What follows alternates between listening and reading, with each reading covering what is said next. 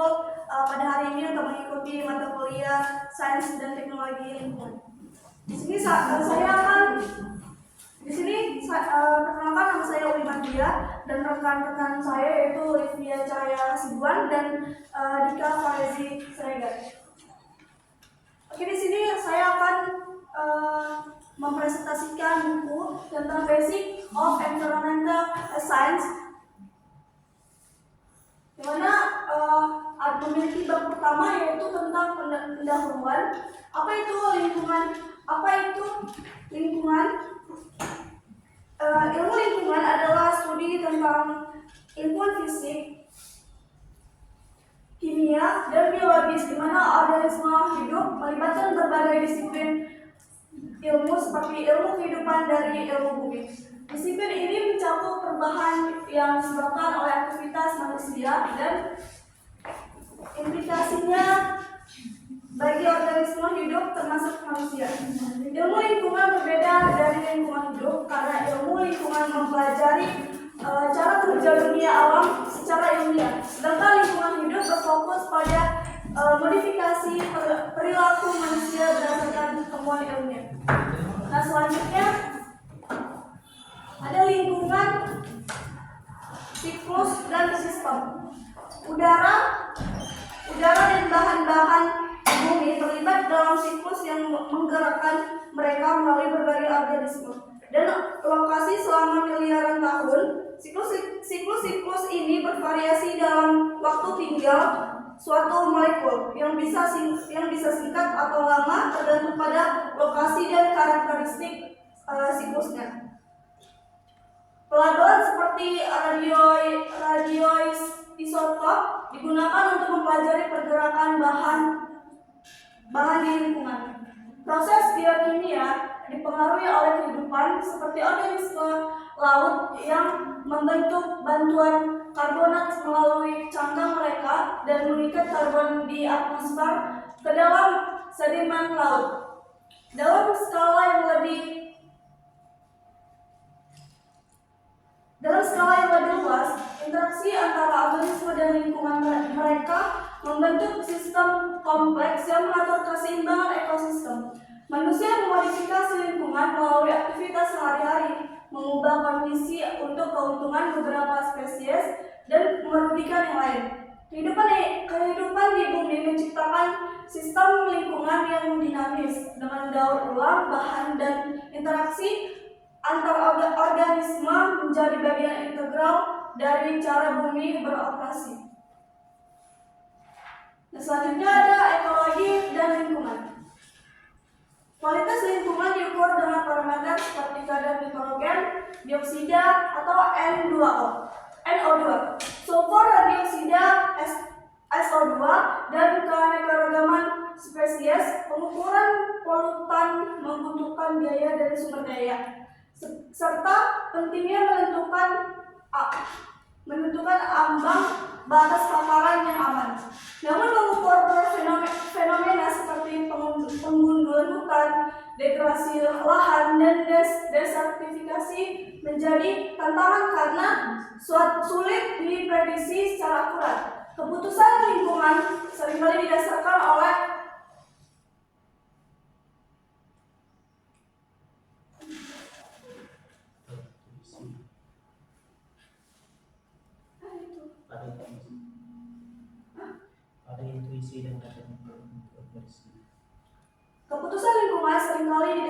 pada intuisi dan dapat menimbulkan kontroversi. Gerakan lingkungan modern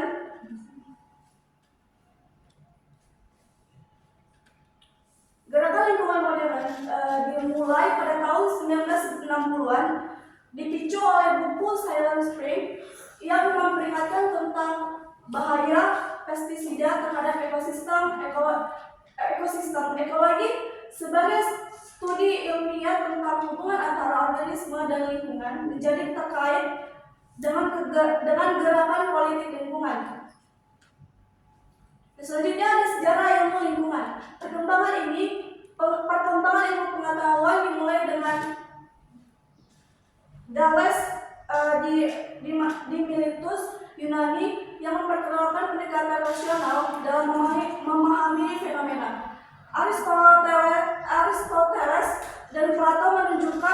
melanjutkan perkembangan ilmu pengetahuan dengan menghasilkan karya-karya yang menggali berbagai aspek sejarah alam dan fenomena atmosfer. Pengembangan ilmu lingkungan melibatkan konsep evolusi dimulai dengan Charles Darwin dan konsep ekonomi alam yang menggambarkan interaksi kompleks antara organisme. Alexander van Humboldt juga memberikan kontribusi besar dalam menggeser fokus sains dari abstraksi dan ke pengamatan dan eksperimen. Penemuan tentang gas dan pengaruhnya terhadap meteorologi dan perubahan iklim menunjukkan keterkaitan berbagai disiplin ilmu dalam sains lingkungan. Ilmu lingkungan modern terlibat dalam berbagai disiplin ilmu untuk menciptakan pemahaman yang lebih lengkap tentang cara kerja dunia. Tetapi masih ada banyak yang harus dipelajari tentang masalah lingkungan yang kita hadapi. Selanjutnya, di masa lalu, masalah lingkungan seperti polusi udara dan deforestasi sudah menjadi perhatian sejak zaman Kaisar Romawi. Tetapi efeknya masih terasa hingga masa Elizabeth. Pertama, ada konflik antara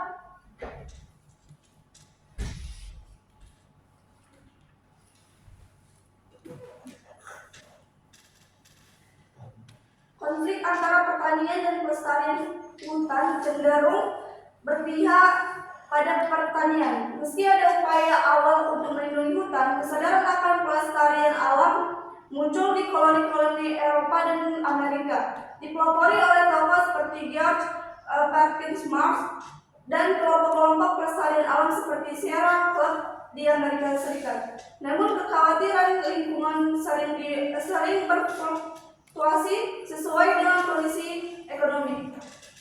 Saat ini kesadaran akan lingkungan lebih merata di masyarakat industri, tetapi perbedaan persepsi masih ada, terutama antara negara kaya dan miskin. Negara-negara miskin lebih fokus pada masalah kebutuhan dasar, sehingga pelestarian lingkungan bukan prioritas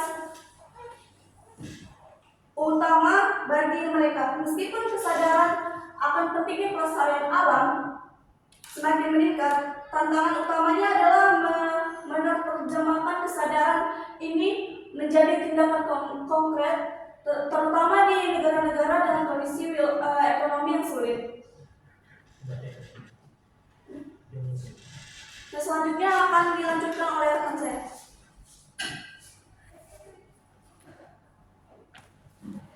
Selanjutnya bab 2, ilmu bumi, pembentukan dan struktur bumi. Proses pembentukan planet-planet dalam tata surya termasuk bumi terjadi melalui akresi di mana partikel-partikel kecil tertarik satu sama lain secara gravitasi dan bergabung menjadi lebih besar.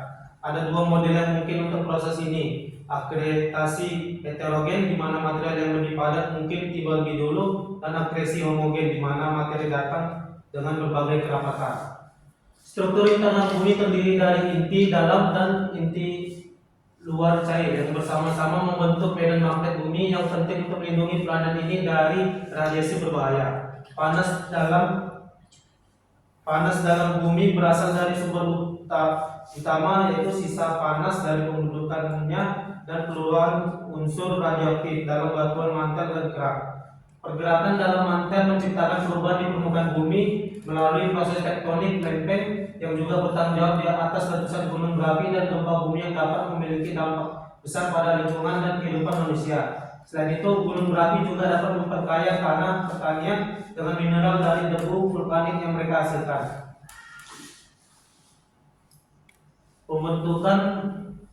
Selanjutnya pembentukan batuan dan struktur geologi. Pembentukan batuan mineral dan struktur geologi merupakan proses yang sangat penting dalam pembentukan lingkungan dan landscape bumi. Letusan gunung berapi seperti yang terjadi pada gunung Surtsey di Islandia pada tahun 1963 memiliki dampak besar dalam pembentukan lingkungannya dengan melemparkan berbagai mineral ke udara dan membentuk pulau baru. Meskipun kerusakan akibat letusan vulkanik bisa parah, alam memiliki kemampuan untuk pulih dari dampak tersebut, seperti yang terjadi setelah letusan Krakatau tahun 1883 di Indonesia.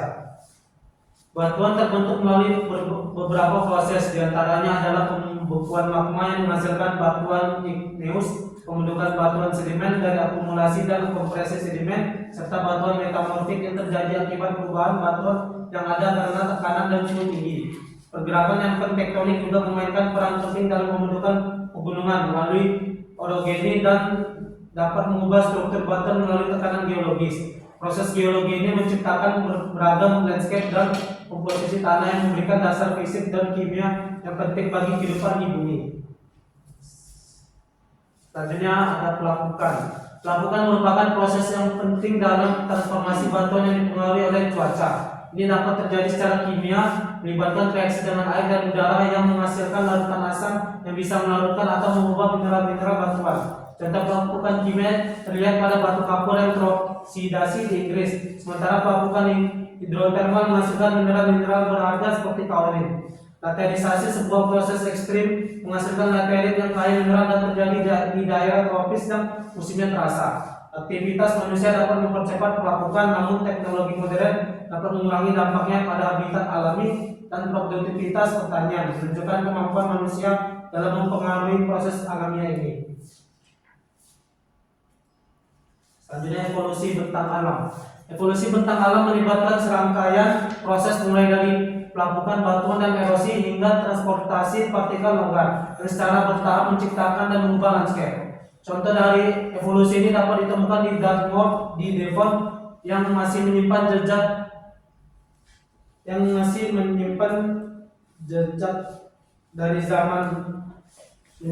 landscape periglasial dari zaman es terakhir lebih dari 10.000 tahun yang lalu di wilayah lain seperti selatan Inggris. Batuan kapur yang lemah menghasilkan lengan yang merosot dan deposit besar serpian yang disebut Combe Rock. Proses seperti permafrost di daerah-daerah tertentu juga mempengaruhi bentang alam. Sementara lembaran es sendiri mengukir landscape dengan menghaluskan batuan dan mempengaruhi elevasi permukaan bumi. Perubahan bentang alam juga terjadi melalui proses seperti soil creep, solifluction, dan earth flow yang secara bertahap mengubah bentuk lereng. Studi tentang bentuk landscape dan proses-prosesnya atau geomorfologi menjadi penting baik secara akademis maupun praktis untuk perancang infrastruktur dan proyek-proyek terkait landscape. Next. Selanjutnya pesisir muara permukaan laut. Estuari adalah wilayah pesisir di mana sungai bertemu dengan laut, lebih dipengaruhi oleh lautan daripada sungai. Contohnya adalah estuari Kabel di Inggris yang kini tenggelam karena naiknya permukaan laut. Permukaan laut berfluktuasi dari waktu ke waktu dengan bukti masa lalu seperti pantai yang terangkat. Dasar laut berpasir dan pantai terbentuk dari butiran kuarsa yang tererosi dan diangkut oleh sungai dan arus laut. Deposisi pasir dan tanggul lumpur di muara estuari membentuk habitat bagi beragam ekosistem.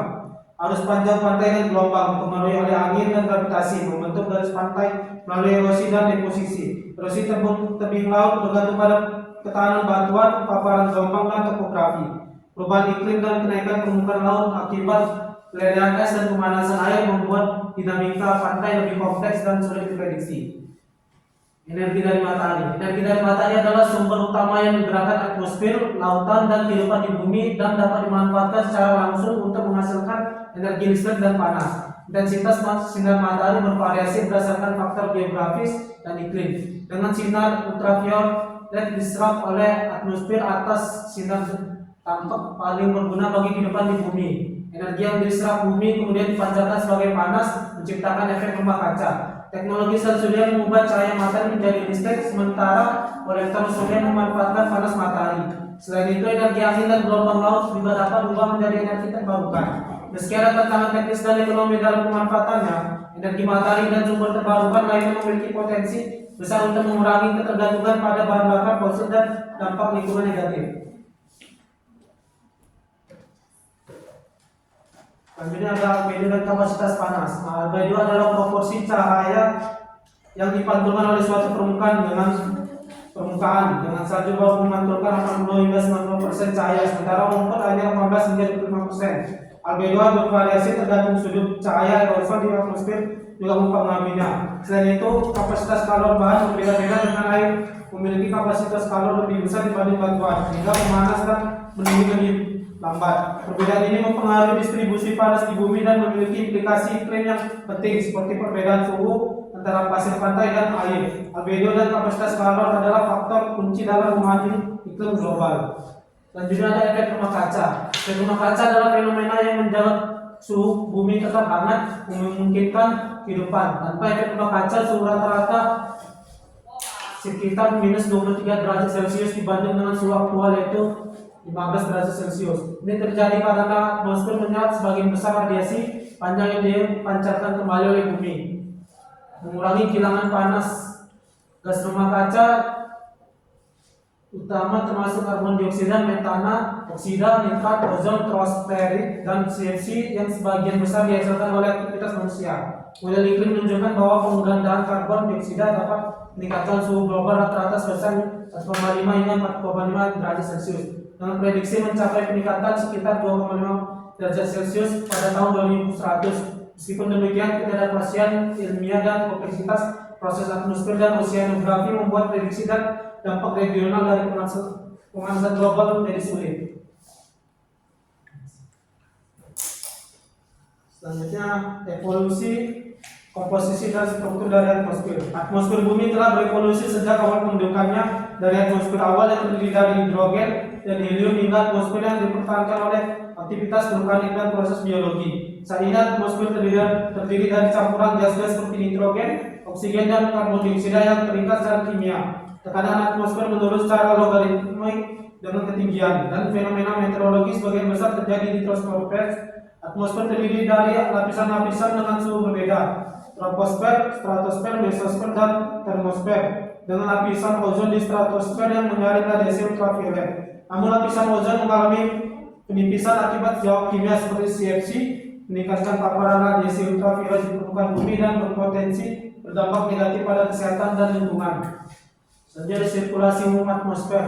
Sirkulasi umum atmosfer dipengaruhi oleh rotasi bumi dan kemiringan suhunya sebesar 23,5 derajat, menyebabkan pergantian musim antara bulan utara dan selatan. Bumi bergerak dalam orbit elips mengelilingi matahari dengan posisi terdekat atau perihelion pada 3 Januari dan terjauh atau aphelion pada 4 Juli. Sirkulasi umum udara menciptakan angin perdagangan di daerah tropis dan memainkan peran penting dalam distribusi panas global. Efek Coriolis menyebabkan angin di belahan bumi berbelok membentuk sel Hartley yang penting dalam sirkulasi atmosfer. Jet stream, pola angin tingkat tinggi mempengaruhi kondisi cuaca ekstrim dengan membatasi massa udara dengan suhu berbeda. Selain itu, transportasi panas oleh samudra juga penting dalam distribusi panas di bumi. Sistem atmosfer dinamis ini rentan terhadap gangguan yang dapat menghasilkan variasi cuaca dramatis.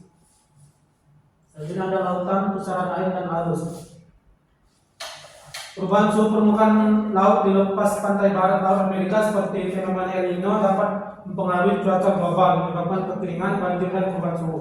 El Nino dan osilasi selatan atau El Nino Enso mempengaruhi cuaca abnormal di berbagai belahan dunia. Sistem sirkulasi laut termasuk arus laut dan deras mendistribusikan panas di bumi. Arus laut dipengaruhi oleh angin pedangan dan efek Coriolis mengalirkan air hangat dari khatulistiwa ke daerah berlatitude tinggi.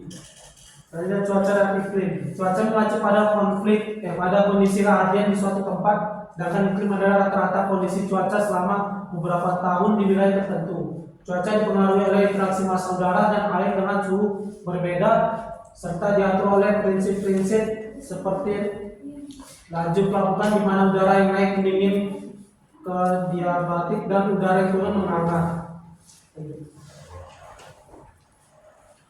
Selanjutnya ada glasial, interglasial, dan interstadial.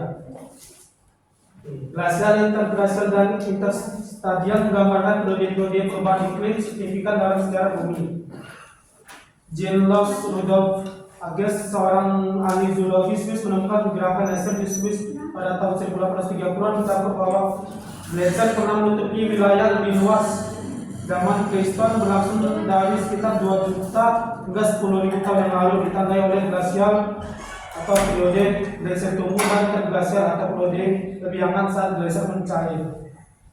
Jadi ada metode penanggalan. Metode penanggalan adalah kunci untuk memahami sejarah bumi yang mencakup peristiwa seperti kontinen, pembentukan gunung, masa es, dan evolusi spesies. Analisis stratigrafi berdasarkan proses dalam lapisan batu dan sedimen diperkenalkan oleh George Cuvier dan Alexander Brongniart pada awal abad ke-19. Membagi waktu geologis menjadi episode berdasarkan fosil.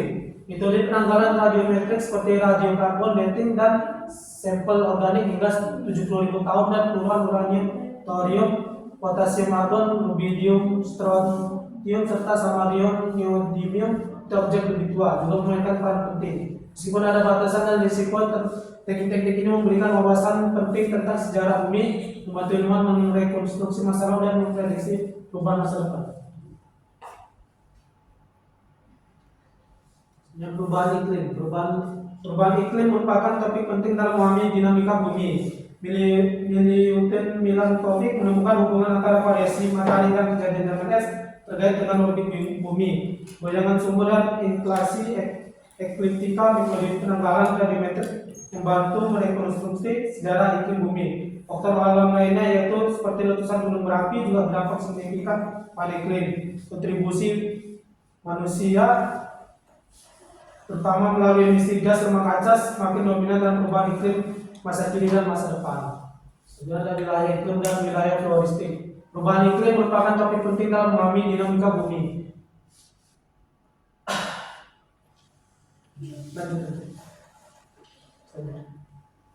Bab 3 sumber daya. Dalam sumber daya ini ada air tawar adalah sumber kehidupan yang penting diperoleh dari sungai, danau, dan air tanah. Siklus hidrologi menjelaskan pergerakan air di planet kita, termasuk penguapan, presipitasi, dan aliran sungai. Eutrofikasi adalah peningkatan nutrisi berlebih di perairan yang dapat mengganggu siklus hidup danau dengan pertumbuhan alga yang berlebihan, penurunan oksigen, dan perubahan ekosistem. Air asin atau laut dan payung memiliki tingkat salinitas yang berbeda. Desalinisasi adalah proses menghilangkan garam dari air laut untuk mendapatkan air tawar. Irigasi penting untuk pertanian, tetapi jika tidak dikelola dengan baik dapat menyebabkan genangan air dan salinasi tanah karena penumpukan garam. Proses pembentukan tanah dipengaruhi oleh faktor seperti iklim, vegetasi, dan waktu. Tanah mengalami penurunan dan diklasifikasi berdasarkan sifat dan karakteristiknya. Air dan udara merupakan media transportasi penting dan untuk zat organisme. Arus air dan angin mempengaruhi distribusi materi dan organisme di berbagai lingkungan. Kesehatan tanah dipengaruhi oleh iklim dan praktik penggunaan lahan. Perubahan iklim dan aktivitas bisa mempengaruhi kesuburan tanah dan tingkat erosi. Erosi tanah adalah hilang lapisan tanah akibat aliran air dan angin. Pengelolaan erosi penting untuk menjaga produktivitas pertanian dan kesehatan lingkungan. Ekstraksi mineral dan bahan bakar adalah aktivitas penting tetapi juga memiliki dampak lingkungan. Pengelolaan yang berkelanjutan diperlukan untuk menjaga keberlanjutan sumber daya. Ekstraksi dan pemurnian mineral juga berdampak pada lingkungan. Langkah-langkah berkelanjutan diperlukan untuk mengurangi dampak negatif dan menjaga keberlanjutan sumber daya alam. Selanjutnya bab 4 biosfer.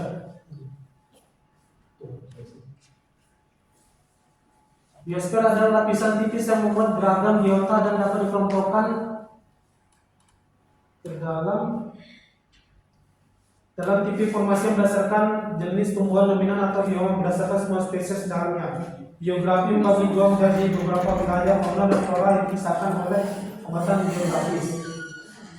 Respirasi dan fotosintesis saling melengkapi dan mempengaruhi energi dan matahari. Respirasi menghasilkan energi dari metabolisme, nutrisi, dan fotosintesis menggunakan energi cahaya dan mensintesis karbohidrat. Bioma utama termasuk wilayah kutub, hutan beriklim sedang, hujan, tropis, padang rumput, gurun, pegunungan basah, dan lautan. Siklus nutrisi melibatkan pergerakan molekul antar reservoir seperti batuan, lautan, atmosfer, dan biota. Hubungan tropik dalam ekosistem menggambarkan aliran energi dan nutrisi antara produsen, konsumen, dan pengurai. Energi, angka, dan biomasa menggambarkan produktivitas dan keberadaan organisme dalam ekosistem. Ekosistem adalah sistem yang terdiri dari komunitas organisme hidup dan lingkungannya, termasuk faktor antibiotik dan biotik. Suksesi adalah perubahan struktur ekosistem dari waktu ke waktu, termasuk suksesi yang ditangkap oleh ekosistem dan klimaks sebagai titik puncak evolusi ekosistem. Suksesi yang ditangkap mengacu pada suksesi yang dipengaruhi oleh kondisi lingkungan yang stabil mengarah pada komunitas yang relatif. Kolonisasi adalah proses di mana spesies baru memasuki dan menetap di suatu wilayah dan ekosistem. Stabilitas dan ketidakstabilitas ekosistem dipengaruhi oleh strategi reproduksi, keragaman yang dan homeostatis dengan umpan balik dan regulasi. Kesederhanaan dan keragaman mengacu pada keanekaragaman jenis dan struktur dalam ekosistem. Homeostasis adalah keseimbangan dinamis dalam ekosistem yang dipertahankan melalui umpan balik dan regulasi. Batas toleransi menggambarkan tentang lingkungan di mana organisme dapat bertahan hidup, termasuk toleransi terhadap faktor-faktor seperti suhu, kelembapan, dan pH. Selanjutnya, bab 5 akan dilanjutkan oleh rekan saya Widya. Selanjutnya di bab 5 ada sumber daya hayati tentang evolusi. Evolusi adalah proses pembentukan spesies baru dari spesies yang sudah ada sebelumnya, dan ini diterima luas oleh ahli biologi. Darwin mengusulkan mekanisme seleksi alam sebagai penggerak evolusi, meskipun teorinya mengandung kesalahan seperti pencampuran warisan dan warisan karakter yang diperoleh. Variasi dalam populasi terjadi karena mutasi genetik pada sel gamet yang mempengaruhi DNA. Mutasi ini dapat mengarah pada penyimpangan genetik dan perubahan komposisi genetik populasi. Seleksi alam bekerja pada tingkat individu, namun evolusi terjadi pada tingkat molekuler, mempengaruhi genotipe dan fenotipe organisme. Genetika dan ekologi evolusioner membantu memahami adaptasi organisme terhadap lingkungan. Kecepatan evolusi bervariasi antara spesies dan spesies menjadi kabur karena tumpang tindih genetik lingkungan yang terus berubah memaksa organisme untuk beradaptasi atau punah. Dengan seleksi alam mendorong evolusi spesies baru untuk mengisi relung ekologi yang ada.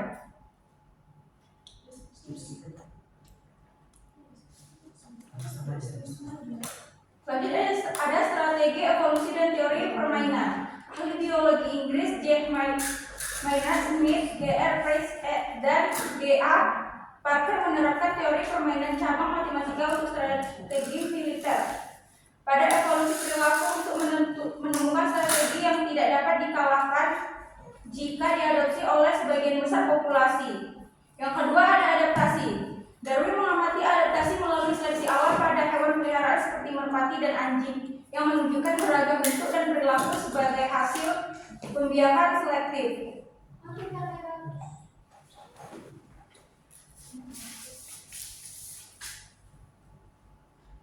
Selanjutnya ada mekanisme penyebaran. Tanaman penyebaran benihnya melalui berbagai mekanisme untuk memastikan pertumbuhan dan penyebaran yang efektif. Beberapa tanaman memiliki benih ringan yang terbawa angin seperti pohon maple dan benih bersayap satu yang berputar seperti baling-baling helikopter. Yang kedua ada spesies dan habitat satwa liar. Spesies memiliki habitat spesifik yang menyediakan kondisi ideal untuk hidup, mencari makan, dan berkembang biak.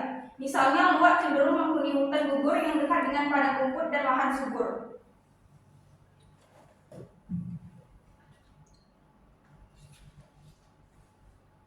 Selanjutnya ada keanekaragaman hayati.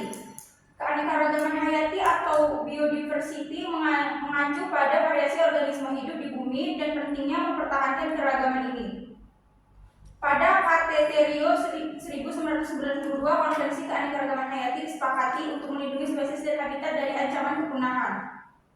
Yang kedua ada perikanan. Penangkapan ikan sebagai bentuk perburuan utama untuk sumber makanan seringkali memicu konflik antar nelayan karena persediaan yang semakin menipis. Contohnya pada tahun 1994, nelayan Prancis dan Cornwall bentrok dengan nelayan Spanyol di Teluk Biscay dalam perburuan tuna.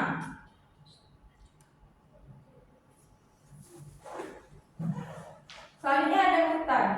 Hutan memiliki peran penting dalam kehidupan manusia, terutama sebagai sumber kayu untuk konstruksi, bahan bakar, dan produksi kertas. Sekitar 30-40% penduduk dunia mengandalkan kayu bakar sebagai bahan bakar utama. Namun pertimbangan ekonomi mengenai pengelolaan hutan perlu diimbangi dengan kebutuhan akan lahan pertanian, karena sebagian besar hutan telah ditebangi untuk kepentingan pertanian. Selanjutnya ada petani untuk pangan dan serat. Pertanian dimulai ribuan tahun yang lalu di berbagai belahan dunia.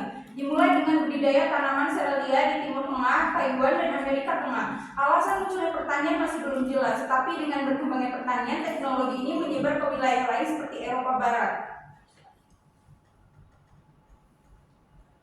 Selanjutnya ada populasi manusia dan perubahan demografi. Peningkatan populasi yang terus berlanjut menimbulkan kekhawatiran yang tidak mengherankan, seperti yang ditunjukkan dalam grafik yang dikenal. Laju peningkatannya terlihat eksponensial. Pertumbuhan eksponensial juga dikenal sebagai pertumbuhan geometris, terjadi saat peningkatan yang terjadi pada setiap periode ditambahkan ke total sebelumnya sebelum menghitung peningkatan berikutnya.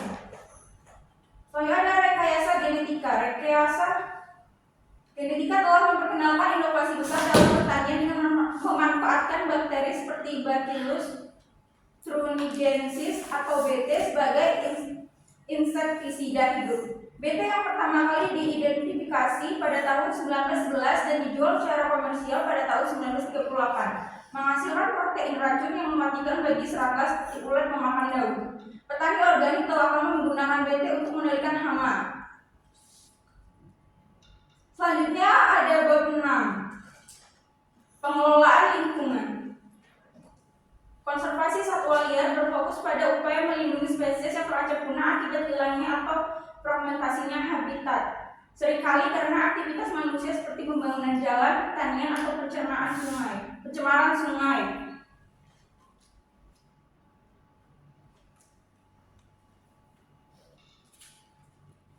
Contoh sukses konservasi mencakup penyelamatan bison Amerika Utara dan Eropa dari ambang kepunahan melalui program penangkaran dan reintroduksi ke habitat alami mereka. Kebun binatang, cagar alam, dan hutan belantara memiliki peran penting dalam konservasi dan edukasi.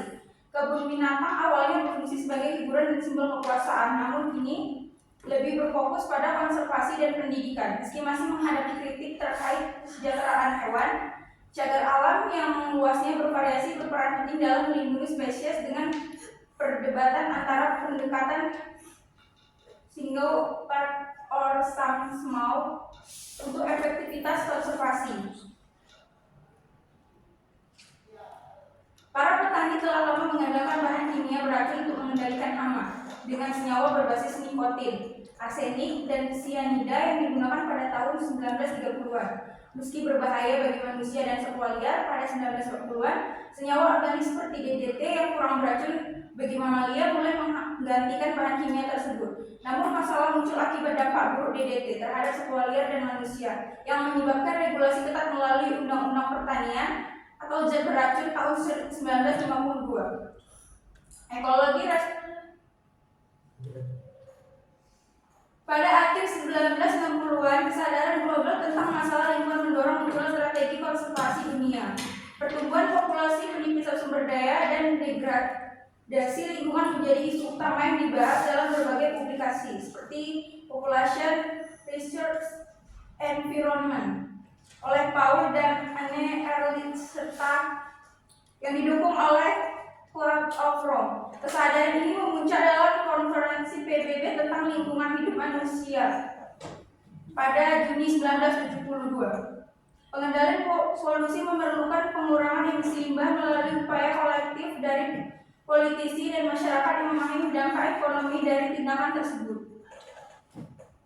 Limbah berbahaya termasuk dalam kategori limbah khusus dan beracun memerlukan metode pembuangan khusus karena risiko tinggi yang ditimbulkan terhadap lingkungan dan kesehatan manusia. Polusi transnasional terjadi ketika polutan bergerak melintasi batas negara melalui udara, sungai, dan arus laut, mengakibatkan batasan dalam upaya pengendalian polusi oleh masing-masing negara secara terpisah. Perdagangan bebas juga mempengaruhi polusi transnasional karena negara dengan regulasi lingkungan yang ketat menghadapi biaya produksi yang lebih tinggi.